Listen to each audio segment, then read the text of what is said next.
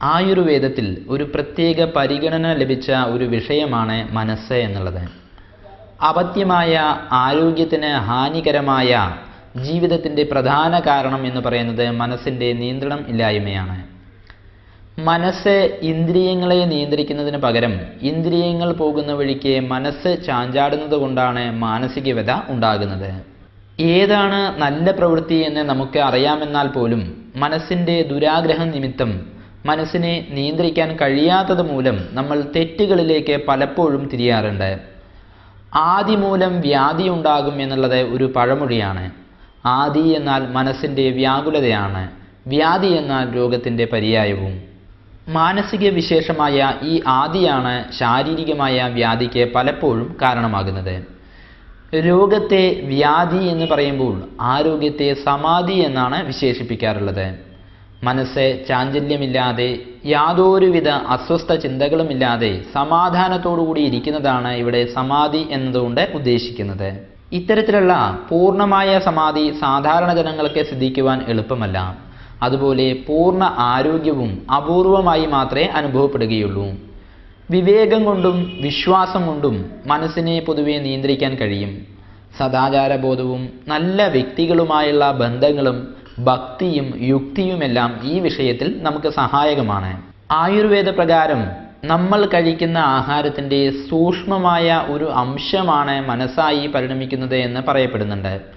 ആയതിനാൽ മാനസിക ആരോഗ്യം എന്നുള്ളത് ആഹാര രീതിയെ ആശ്രയിച്ചിരിക്കുന്നു എന്ന് നമുക്ക് മനസ്സിലാക്കാൻ കഴിയും. ഇന്ദ്രിയങ്ങളിൽ രസനേന്ദ്രിയത്തിൻ്റെ, അതായത് നാവിൻ്റെ വിഷയമാണല്ലോ ആഹാരം. ഈ ആഹാരത്തെ പോലെ തന്നെ മറ്റ് ഇന്ദ്രിയങ്ങളുടെ വിഷയങ്ങളും മനസ്സിനെ ബാധിക്കും. 10 തരത്തിലുള്ള പാപങ്ങൾ മനസ്സിനെ ദുഷിപ്പിക്കുമ്പോൾ 10 തരത്തിലുള്ള പുണ്യങ്ങൾ മനസ്സിനെ ശുചീകരിക്കുന്നു. ഈ പുണ്യപാപങ്ങളെ പറ്റി കഴിഞ്ഞ വാരം പറഞ്ഞു കഴിഞ്ഞു. ഇനി മനസ്സിനെ സംബന്ധിച്ച് 3 തരത്തിലുള്ള ഗുണങ്ങളുണ്ട്. സത്വം, രജസ്, തമസ് എന്നിവയാണ് ആ 3 ഗുണങ്ങൾ. സത്വഗുണം മനസ്സിനെ സ്വസ്ഥചിത്തമാക്കുന്നു. രജോ ഗുണം മനസ്സിനെ ചലിപ്പിക്കുന്നു. തമോ ഗുണമാകട്ടെ മനസ്സിനെ മൂഢമാക്കുകയാണ് ചെയ്യുന്നത്. മൂഢം എന്നുള്ളത് ഇവിടെ വിവേകമില്ലാത്തത് എന്നാണ് അർത്ഥമാക്കുന്നത്. രജോ ഗുണത്തെ നിയന്ത്രിക്കുന്നതും തമോ ഗുണത്തെ ഇല്ലാതാക്കുന്നതും സത്വഗുണത്തെ വർദ്ധിപ്പിക്കുന്നതുമാകണം നമ്മുടെ ആഹാരം മുതലായ നിത്യജീവിതത്തിലെ എല്ലാ സംഗതികളും. ആരോഗ്യ സംരക്ഷണത്തിന് ഒഴിച്ചുകൂടാൻ പറ്റാത്ത 4 കാര്യങ്ങളെ 4 തൂണുകളായാണ് ആയുർവേദ ആചാര്യന്മാർ പറഞ്ഞിരിക്കുന്നത്. അത്രത്തോളം പ്രാധാന്യം അവയ്ക്കുണ്ടെന്നാണ് അതിൻ്റെ അർത്ഥം. ആഹാരം, വ്യായാമം, ഉറക്കം, ബ്രഹ്മചര്യം എന്നിവയാണ് ആ 4 തൂണുകൾ. പുരാതന ഗ്രന്ഥങ്ങളിൽ ആഹാരം, ഉറക്കം, ബ്രഹ്മചര്യം എന്നീ 3 കാര്യങ്ങളെ ഉണ്ടായിരുന്നുള്ളൂ. വ്യായാമം എന്നുള്ള വിഷയം ഇല്ലായിരുന്നു. അതിൻ്റെ കാരണം അക്കാലങ്ങളിൽ നിത്യജീവിതത്തിലെ സ്വാഭാവികമായ ജോലികൾ മൂലം ആവശ്യത്തിനുള്ള ആയാസം ശരീരത്തിന് ലഭിച്ചിരുന്നു എന്നതാകാം. ഇക്കാലത്തിൽ സാങ്കേതിക സൗകര്യങ്ങളുടെ വികാസ നിമിത്തം നമുക്ക് ശരീരം കൊണ്ട് വലിയ അധ്വാനം ആവശ്യമായി വരുന്നില്ല. അതിനാൽ വ്യായാമം എന്നുള്ളത് പ്രത്യേകമായി ചെയ്യണമെന്നുള്ള അവസ്ഥ നമുക്ക് വന്നു ചേർന്നിരിക്കുന്നു. ഈ 4 തൂണുകളിലെ ആഹാരത്തെ സംബന്ധിച്ചിട്ട് നമുക്ക് ഒന്ന് ആഴത്തിൽ ചിന്തിച്ചു നോക്കാം. നമ്മുടെ ശരീരം നിലനിർത്താനും പുതുക്കാനും ഉള്ള അസംസ്കൃത പദാർത്ഥമാണ് ആഹാരം. അതിനാൽ തന്നെ ശരീരത്തിൻ്റെ ഗുണങ്ങളും ദോഷങ്ങളും ആഹാരത്തെ ആശ്രയിച്ചിരിക്കുന്നു എന്ന് നമുക്ക് മനസ്സിലാക്കാൻ കഴിയും. ശരീരം മാത്രമല്ല, മനസ്സും ആഹാരത്തെ അനുസരിച്ചാണ് ഇരിക്കുന്നത്. മനസ്സ് എന്ന് പറയുമ്പോൾ ബുദ്ധിയും അതിൽ ഉൾപ്പെടും. ആഹാരമായി നമ്മൾ എന്താണ് കഴിക്കേണ്ടത്, അത് എപ്പോഴാണ് കഴിക്കേണ്ടത്, എത്രയാണ് കഴിക്കേണ്ടത്, എങ്ങനെയാണ് കഴിക്കേണ്ടത് എന്നതിന് വിശദമായി തന്നെ ഗ്രന്ഥങ്ങളിൽ ആചാര്യന്മാർ വിവരിച്ചിട്ടുണ്ട്. പഞ്ചഭൂതങ്ങൾ കലർന്നതാണ് നമ്മുടെ ശരീരം എന്നുള്ളത് നമുക്കറിയാം. അപ്പോൾ പഞ്ചഭൂതങ്ങൾ അടങ്ങിയതാവണം നമ്മുടെ ഭക്ഷണവും. ഇത് ശരീരത്തിൻ്റെ വളർച്ചയ്ക്കും പുഷ്ടിക്കും അത്യന്താപേക്ഷിതമാണ്. നമ്മൾ ജീവിക്കുന്ന ചുറ്റുപാടുകളിൽ നിന്നും നമ്മുടെ ആവശ്യത്തിന് തക്കവണ്ണം ആഹാരമായും ഔഷധമായും ഉപയോഗിക്കേണ്ടതായ വസ്തുക്കളെല്ലാം തന്നെ പ്രകൃതി ഉണ്ടാക്കി വെച്ചിട്ടുണ്ട്. അതെല്ലാം തിരിച്ചറിഞ്ഞ് ഔചിത്യത്തോടുകൂടി ഉപയോഗിക്കാൻ വേണ്ട വിവേകവും ബുദ്ധിയുമെല്ലാം തന്നെ ഓരോ ജീവജാലങ്ങൾക്കും പ്രകൃതി തന്നെ കനിഞ്ഞ് തന്നിട്ടുണ്ട്. മനുഷ്യനും മൃഗങ്ങൾക്കും മാത്രമല്ല, വൃക്ഷലതാദികൾക്ക് പോലും ജന്മസിദ്ധമായി ഈ കഴിവ് ലഭിച്ചിട്ടുണ്ട്.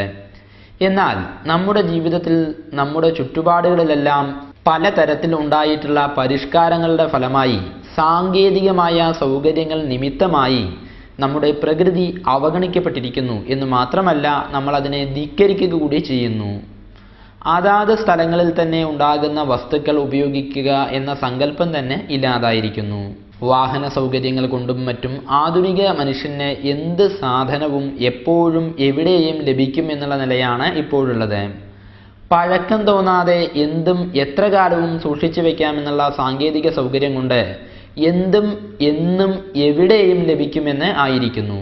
ഇതുകൊണ്ട് അതിൻ്റെ ഗുണത്തിന് വരുന്ന വ്യത്യാസം എന്തെന്നോ പ്രയോജനത്തിൽ വരുന്ന മാറ്റങ്ങൾ എന്തെന്നോ നമ്മൾ ചിന്തിക്കാൻ മെനക്കെടുന്നില്ല. ഇന്നത്തെ കാലത്തെ രോഗം എന്നുള്ളത് ഒരു സാധാരണ സംഭവമായി തീർന്നതിൻ്റെ പ്രധാന കാരണം ഇതുപോലെയുള്ളതായ കാരണങ്ങളാണ്. പച്ചക്കറികളായി നമുക്ക് ചുറ്റും സ്വാഭാവികമായി ഉണ്ടാകുന്നവയും ബുദ്ധിമുട്ട് കൂടാതെ കൃഷി ചെയ്ത് ഉണ്ടാക്കുന്നവയും ഏറെക്കുറെ നമ്മുടേതിന് സമമായ ഭൂപ്രകൃതിയോടും കാലാവസ്ഥയോടും കൂടിയതായ അയൽനാടുകളിൽ വളരുന്നവയും വളർത്തുന്നവയുമായ വസ്തുക്കളാണ് നമ്മുടെ ആരോഗ്യത്തിന് ഉത്തമമായ ഭക്ഷ്യപദാർത്ഥങ്ങൾ. നേരെ മറിച്ച് പാശ്ചാത്യ സംസ്കാരത്തിലുള്ള ഭക്ഷ്യപദാർത്ഥങ്ങൾ നമ്മുടെ ശരീരത്തിനെ ദോഷകരമായി ബാധിക്കും.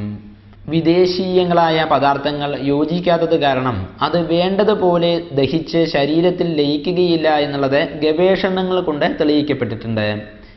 ഇനി ആഹാര പദാർത്ഥങ്ങളെയും ക്രമത്തെയും കുറിച്ചുള്ള ആയുർവേദത്തിൻ്റെ കാഴ്ചപ്പാട് നമുക്ക് പരിശോധിക്കാം. ശരീരത്തിൻ്റെ മുഖ്യമായ ഘടകങ്ങളെ പോഷിപ്പിക്കാൻ നമ്മൾ കഴിക്കുന്ന ആഹാരത്തിൽ മുഖ്യമായ ഭാഗം ധാന്യങ്ങളായിരിക്കണമെന്ന് ആയുർവേദം അനുശാസിക്കുന്നു. പലതരത്തിലുള്ള കായ്കറി ഇനങ്ങൾ കൊണ്ട് പാകം ചെയ്യുന്ന കറികൾ മാറി മാറി ഉപയോഗിക്കുന്നത് കൊണ്ട് മറ്റ് ഘടകങ്ങളും വേണ്ട പോലെ നമുക്ക് ലഭിക്കും. ആഹാരത്തിൽ 1/3 ഭാഗം ധാന്യം കൊണ്ടുള്ളതും വേറെ ഭാഗം മറ്റു വിഭവങ്ങൾ കൊണ്ടും ആകാവുന്നതാണ്. ബാക്കിയുള്ള ഭാഗം ഒഴിഞ്ഞു കിടക്കുന്നതാകും ഉചിതം. പൂർണ്ണമായും വയർ നിറയ്ക്കാൻ പാടില്ല എന്ന് അർത്ഥം. ഭക്ഷണം കഴിക്കുന്നതിനിടയിൽ പച്ചവെള്ളം കുടിക്കുന്നതും നല്ലതല്ല. പച്ചക്കറി ഇനങ്ങളെല്ലാം തന്നെ ഔഷധമൂല്യമുള്ളവ ആയതിനാൽ പല രോഗങ്ങൾക്കും അത് പ്രതിരോധകവുമാണ്. ഇനി എപ്പോഴാണ് ഭക്ഷണം കഴിക്കേണ്ടത് എന്ന് ചോദിച്ചാൽ വിശക്കുമ്പോൾ കഴിക്കണമെന്നാണ് ഉത്തരം. സ്വാഭാവികമായ രീതിയിൽ ജീവിക്കുന്ന ഒരു വ്യക്തിയെ സംബന്ധിച്ച് 2 നേരമേ വിശക്കുകയുള്ളൂ എന്നും അതിനാൽ 2 നേരമേ ആഹാരം കഴിക്കേണ്ടതുള്ളൂ എന്നുമാണ് ശാസ്ത്ര സിദ്ധാന്തം. 1 നേരം ഭക്ഷണം കഴിക്കുന്നവൻ യോഗി, 2 നേരം കഴിക്കുന്നവൻ ഭോഗി, 3 നേരം കഴിക്കുന്നവൻ രോഗി, 4 നേരം കഴിക്കുന്നവൻ ദ്രോഹി എന്നാണ് പൂർവികർ പറഞ്ഞിരിക്കുന്നത്. കാലത്തും വൈകിട്ടുമായി 2 നേരം കഴിക്കണമെന്നാണ് സമയം നിശ്ചയിച്ചിരിക്കുന്നത്. എന്നാൽ ജീവിത രീതിയിൽ വന്ന മാറ്റം നിമിത്തവും ജോലിയും മറ്റും കാരണമായി ഒരു പ്രാതൽ കൂടി ഉൾപ്പെടുത്തി 3 നേരം കഴിക്കുക എന്ന ശീലം പൊതുവെ നമ്മുടെ നാട്ടിൽ വന്നു ചേർന്നിരിക്കുന്നു. ഇതിൽ തെറ്റൊന്നുമില്ല. കാലത്തെ ഒരു 8 മണിയോടുകൂടി പ്രാതൽ, ഉച്ചയ്ക്ക് ഒരു 12-1 മണിക്കായി ഉച്ചയൂണ്, പിന്നെ രാത്രി 8 മണിയോടുകൂടി അത്താഴം. ഇങ്ങനെയുള്ള ഈ സമ്പ്രദായം പൊതുവെ നല്ലതാണ്. കുറെ ദഹിച്ചതും ദഹിക്കാത്തതുമായി ആമാശയത്തിൽ അവശേഷിക്കുന്ന ഭക്ഷണത്തോടുകൂടി വീണ്ടും ആഹാരം കഴിക്കാൻ ഇടവരരുത്. ഇങ്ങനെ കഴിക്കാനിടയായാൽ ദഹിച്ചു തുടങ്ങിയതും അല്ലാത്തതുമായ ആഹാരം ആമാശയത്തിൽ വെച്ച് കലരാൻ ഇടയാകും. ഇങ്ങനെയായാൽ ദഹന പ്രക്രിയ ഒരു വിധത്തിലും നേരായ രീതിയിൽ ആകില്ല. ഇങ്ങനെ ഭക്ഷണം കഴിക്കുന്നതിന് അജീർണാശനം എന്ന് പറയുന്നു. ഈ ശീലം നിമിത്തം പലവിധ രോഗങ്ങളും നമ്മളെ എളുപ്പത്തിൽ ബാധിക്കാനും ഇടയുണ്ട്. ഒരിക്കൽ ഭക്ഷിച്ച ഭക്ഷണം ആമാശയത്തിൽ വെച്ച് നടക്കേണ്ട പാകം പൂർത്തിയാക്കിയതിന് ശേഷം ചെറുകുടലിലേക്ക് ഇറങ്ങിക്കഴിഞ്ഞ് ആമാശയം വീണ്ടും ആഹാരം സ്വീകരിക്കാൻ തയ്യാറായി എന്ന് വരുമ്പോഴാണ് വിശപ്പ് നമുക്ക് അനുഭവമാവുക. വിശപ്പ് എന്നുള്ളത് ശരീരത്തിന് ഭക്ഷണത്തിൻ്റെ ആവശ്യമായി ദഹനേന്ദ്രിയം ആഹാരത്തെ സ്വീകരിക്കാൻ തയ്യാറായി എന്നുള്ളതിൻ്റെ ഒരു സൂചനയാണ്. ശരീരത്തിന് ആഹാരത്തിൻ്റെ ആവശ്യം ഇല്ലാതിരിക്കുന്നതിനല്ല, മറിച്ച് ഉണ്ടായ ആവശ്യത്തിന് നിറവേറ്റാനാണ് നമ്മൾ ആഹാരം കഴിക്കേണ്ടത്. അതായത് ജീവിക്കാൻ വേണ്ടിയാകണം ഭക്ഷണം കഴിക്കേണ്ടത്, അല്ലാതെ ഭക്ഷണം കഴിക്കാൻ വേണ്ടി ജീവിക്കരുത് എന്ന് സാരം. അതുപോലെ തന്നെ ശരീരത്തിന് വെള്ളത്തിൻ്റെ ആവശ്യമുണ്ടായിരിക്കുന്നു എന്ന സൂചനയാണ് ദാഹം. അധികമായി ദാഹമോ അധികമായി വിശപ്പോ ഉണ്ടാകുന്നത് രോഗലക്ഷണമാണ്. അതുപോലെ തന്നെ സമയാസമയത്തെ വിശപ്പോ ദാഹമോ ഇല്ലാതിരിക്കുന്നതും രോഗലക്ഷണം തന്നെയാണ്. ഭക്ഷണത്തിൻ്റെ അളവിലും ഗുണത്തിലും ശ്രദ്ധിച്ചാൽ അതാത് കാലങ്ങളിൽ സുഖകരമായ വിശപ്പും ദാഹവും അനുഭവമാകും. അങ്ങനെ നമ്മുടെ ആരോഗ്യവും മെച്ചമാകും.